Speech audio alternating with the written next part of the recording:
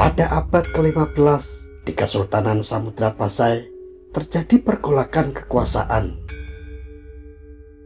Sejak masa peralihan kekuasaan dari Sultan Salahuddin, yaitu tahun 1462 Masehi, kepada Sultan Ahmad II, yaitu di tahun 1462 sampai 1464 Masehi. Hingga masa pemerintahan Sultan Ahmad IV telah terjadi ketidakstabilan pemerintahan. Seorang putri dari Kesultanan Pasai, yakni bernama Nyimas Celangkring, dikawal pasukan kerajaan yang dipimpin oleh Patih Rudamada, pergi berlayar ke arah timur, mencari suaka atau perlindungan.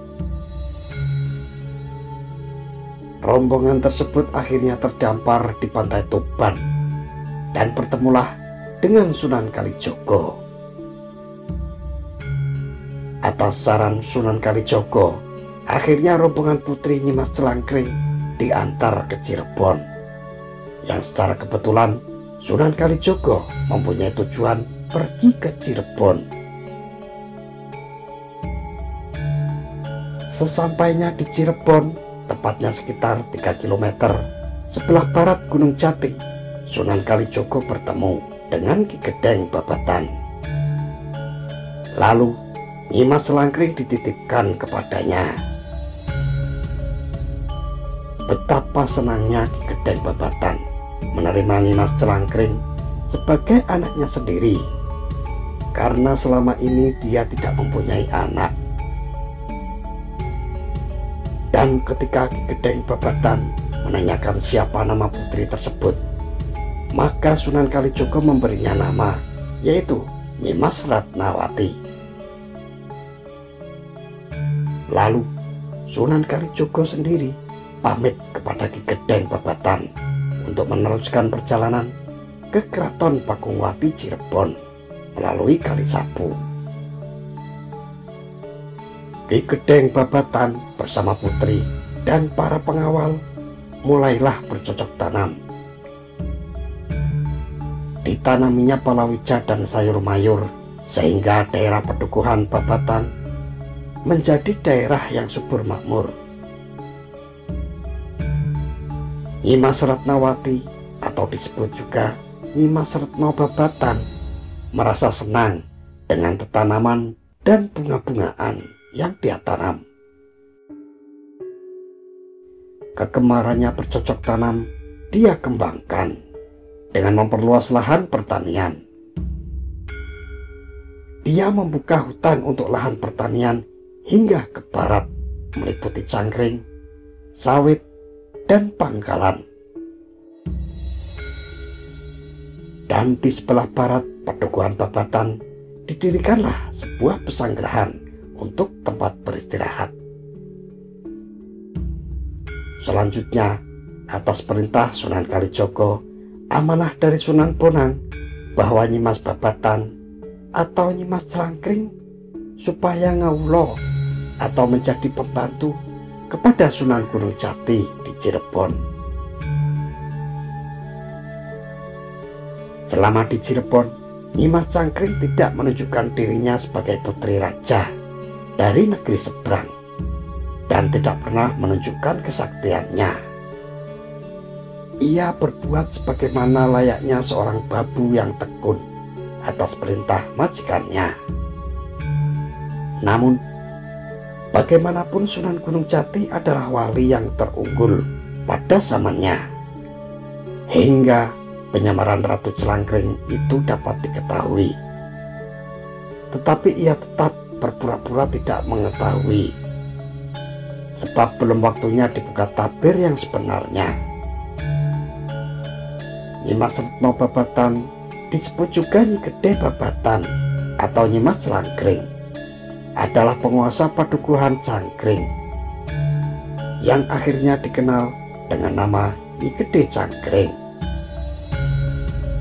Usai selesai belajar, sang guru Pangeran Makdum menyuruh Sunan Gunung Jati untuk berjalan ke arah barat. Di sana ia harus menemui Gedeng Babatan alias Maulana Huda dan memperdalam agama Islam bersamanya. Selama proses belajar di barat, Pangeran Makdum meyakini Sunan Gunung Jati akan menemui jodohnya. Maka Syekh Maulana Jati mengikuti petunjuk itu dan pergi ke arah barat, yaitu ke Banten. Syekh Syarif Hidayatullah atau Sunan Gunung Jati mempunyai tugas menyebarkan dakwah di daerah Cirebon. Dalam buku sejarah dikisahkan, Sunan Gunung Jati membantu Pangeran Cakrabuana menyebarkan Islam ke pelosok-pelosok wilayah Cirebon dan mendatangi setiap desa dengan tujuan memperkenalkan ajaran agama Islam. Saat melakukan perjalanan dakwah ke desa-desa itulah Sunan Gunung Jati menemukan cinta pertama seorang gadis desa yang cantik di kebun cempaka putih milik Ki Gedeng Babatan. Wilayah Babatan meliputi Cangkring, Sawit, dan Pangkalan. Konon, menurut legenda, Nyi Gede Cangkring atau Nyi Mas Retno Babatan ketika membuka hutan untuk lahan pertanian dan perkampungan hanya dengan membakar setupuk babatan semak belukar. Lalu dengan mengibaskan selendang pelanginya, maka seketika itu hutan belantara terbakar dan bara serta abunya berterbangan hingga ada yang sampai ke Jungjang, daerah Arjawinangun. Pada saat di mana pesanggrahan itu didirikan, Nyi Mas Retno Babatan bertemu dengan seorang laki-laki tua bernama Ki Bandang Keling. Dia seorang utusan dari Pajajaran yang ditugaskan untuk membendung penyebaran agama Islam di Cirebon. Saat itu dia sedang sakit yang tak kunjung sembuh. Nyi Mas Retno Babatan mencoba menyembuhkan Ki Bandang Keling dengan ramuan yang diraciknya. Atas kebesaran Gusti Allah, akhirnya Ki Bandang Keling sembuh dan sehat kembali. Dan sebagai rasa terima kasihnya, Ki Bandang Keling menghadiahkan sebuah ragi untuk pembuatan tape. Di samping itu dia bersedia memeluk agama Islam dengan mengucap 2 kalimat syahadat. Ki Bandang Keling lalu mengabdi pada Nyi Mas Retno Babatan yang memang seorang putri dari Sultan Pasai dan juga putri angkat seorang penguasa Padukuhan Babatan. Setiba di Banten, Sunan Gunung Jati menemukan Maulana Huda sedang dirundung keresahan. Musibah kekeringan yang menimpa Banten selama beberapa waktu telah menghancurkan pertanian rakyat. Dalam naskah Kuningan dikisahkan, jika Sunan Gunung Jati membantu permasalahan kekeringan tersebut. Dikisahkan dalam naskah Mertasinga bahwa perjumpaan Sunan Gunung Jati dengan Nyai Babatan berawal dari perjalanan Sunan Gunung Jati ke arah barat Cirebon. Disebutkan di daerah Babatan atau yang sekarang Babatan Tenajar, Indramayu, ia melewati tanaman cempaka putih yang layu, berpenyakit, dan kering. Tanaman-tanaman itu ternyata milik Ki Gedeng Babatan, penguasa di wilayah tersebut. Disebutkan pula Ki Gedeng sudah pasrah dengan tanamannya yang akan mati itu.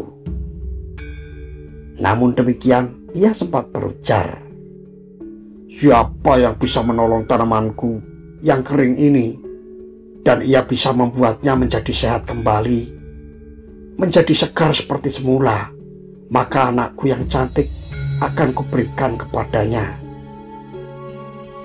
Dan tidak kepalang, ia pun akan kujunjung dan kuangkat menjadi junjunganku. Adanya kedatangan Sunan Gunung Jati di Padepokan Palawija Gedeng Babatan adalah ingin belajar sesuai dengan petunjuk gurunya. Dan pada saat Sunan Gunung Jati akan sholat asar dan sebelum mencari wudhu, menyampirkan dulu jubahnya di anjang-anjang tanaman palawija maupun kekembangan. Namun apa yang terjadi? Semua tanaman pada segar kembali. Sesaat kemudian Ki Gedeng melihat anaknya datang membawa sebuah baju berwarna kuning. Bopo, aku telah menemukan baju ini, Bopo. Lihatlah baju ini, Bopo. Warnanya bagus sekali, kuning cerah, dan juga baunya harum, Bopo, ujar sang anak tersebut. Aduh anakku, mengapa baju itu engkau ambil? Kubayangkan tentu pemiliknya akan kehilangan. Nanti kamu akan dituduh mencuri baju itu, Nduk. Ini akan jadi taruhan harga dirimu, Nak. Pemiliknya tentu akan segera menyusul, karena di sini tidak ada yang memiliki baju seperti itu. Dari mana kamu mendapatkan baju itu, anakku? Tanya Ki Gedeng Babatan. Bopo, baju ini aku ambil dari kebun cempaka putih, Bopo. Baju ini tergantung pada salah satu pohon tersebut.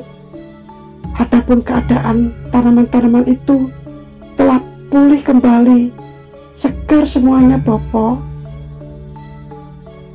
Semuanya telah sehat kembali, seperti ada yang mengobati, jawab sang putri.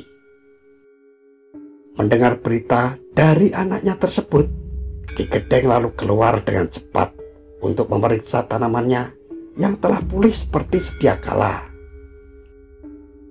Tidak berselang lama, Sunan Gunung Jati muda datang kembali ke kebun cempaka itu untuk mencari bajunya.